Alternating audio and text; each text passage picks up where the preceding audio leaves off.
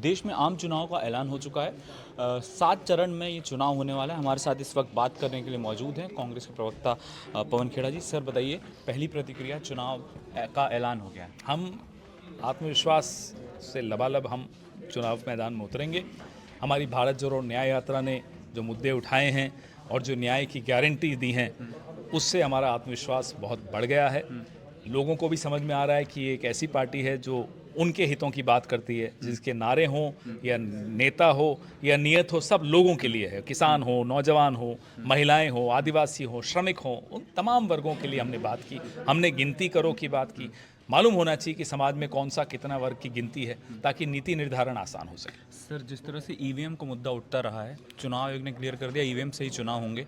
क्या आप चुनाव आयोग के पूरी भूमिका को लेकर चुनाव में आश्वस्त हैं अभी?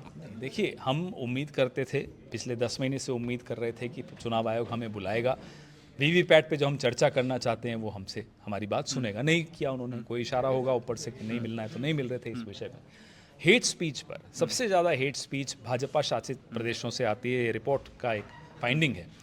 उसमें चुनाव आयोग क्या कर रहा है, जो शिकायतें भले वो किसी के खिलाफ हो, प्रधानमंत्री के खिलाफ हो, गृह मंत्री के खिलाफ हो, तो उस पर चुनाव आयोग को, मैं आपको एक उदाहरण देता हूँ फेक, कि साहब यूक्रेन का युद्ध रुकवा दिया प्रधानमंत्री ने। उनका एक ऐड एडवर्टाइजमेंट है। चल रहा है। क्या किया चुनाव आयोग? मणिपुर में तो कुछ नहीं रुकवा पाते थे, युद्ध जो हो रहा है वहाँ नहीं रुकवा पा रहे, यूक्रेन में रुकवा दिया और चुनाव आयोग ने नहीं रोका। तो ये सब हम सब देख रहे हैं, देश भी देख रहा है। चुनाव आयोग को चाहिए कि वो सबको एक दृष्टि से देखे। चुनाव आयोग की प्रेस कॉन्फ्रेंस के बाद पीएम मोदी ने ट्वीट किया कि वो गुड गवर्नेंस को लेकर आगे चुनाव लड़ने जा रहे हैं। अभी मैंने आपको कांग्रेस मणिपुर का उदाहरण दिया। ये क्या गुड गवर्नेंस है? कश्मीर में आप चुनाव नहीं करा पाते, क्या गुड गवर्नेंस है? बृजभूषण शरण सिंह और महिला पहलवानों के बीच में आपने बृजभूषण शरण सिंह को चुना, महिला पहलवान सड़क पर मेडल छोड़ रही हैं, ये क्या गुड गवर्नेंस है? 12,000 करोड़ का इलेक्टोरल बॉन्ड घोटाला, क्या गुड गवर्नेंस है?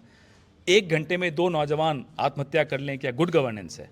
1 घंटे में 2 किसान मर रहे हैं आत्महत्या से, क्या वो गुड गवर्नेंस है? ये गुड गवर्नेंस की बात करते हैं। सर, एक बात बताइए, पीएम मोदी ने 400 पार का नारा दिया है। एक तरह से जो एनालिस्ट हैं वो कह रहे हैं साइकोलॉजिकल बढ़त हासिल करने की कोशिश कर रहे हैं। अपने आप लिए कोई नंबर क्यों नहीं वो देते? अपने लिए साइकोलॉजिकल उनको चाहिए सहारा इसका, क्योंकि तो ये लोरी है उनके लिए, नींद नहीं आती तो चिंता आप के भी कोई मारे। नंबर देके हमें क्या साइकोलॉजिकल गेम्स खेलना, हम ये गेम्स नहीं खेलते। हम तो वो मुद्दे उठा रहे हैं जो नौजवानों की जिंदगी से जुड़ा हुआ मुद्दा है। तो हमें तो नींद आती है।